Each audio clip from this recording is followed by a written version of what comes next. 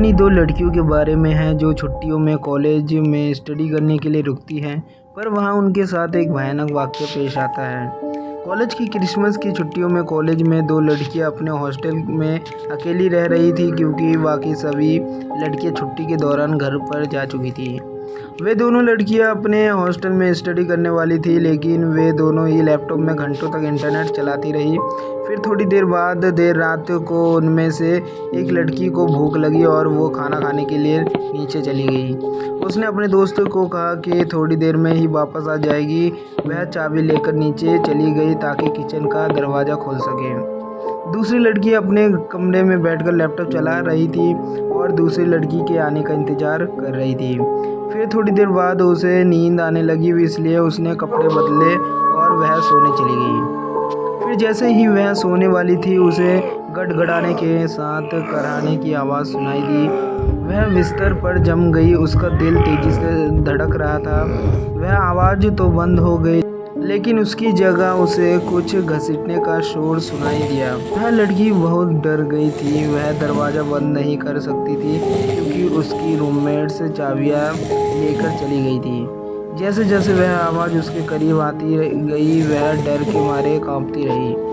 वह डर के मारे सुनती है कि जैसे जैसे घसीटने की आवाज़ उसके करीब आती है, लेकिन फिर वह आवाज़ अचानक से दरवाजे के ठीक बाहर बंद हो गई। फिर किसी चीज़ के दरवाजे पर खरोंचने की आवाज़ आने लगी।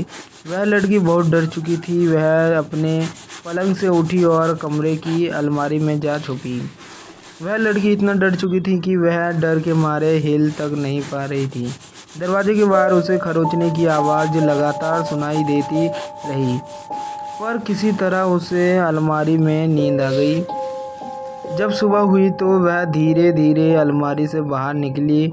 अब खरोंचने की आवाज़ बंद हो चुकी थी, लेकिन वह अपनी दरवाजे खोलने से डर रही थी कि उसने अपनी खिड़की से बाहर देखा तो नीचे एक डाकिया गुजर रहा था। तो उसने उसे मदद के लिए आवाज़ लगाई। फिर उसे डाकिया के कदमों की हॉस्टल में आने की आवाज़ सुनाई दी, जो सीढ़ियों से होते हुए हॉलवे में आ रही थी। अचानक उसके कदमों की आवाज़ रुक गई।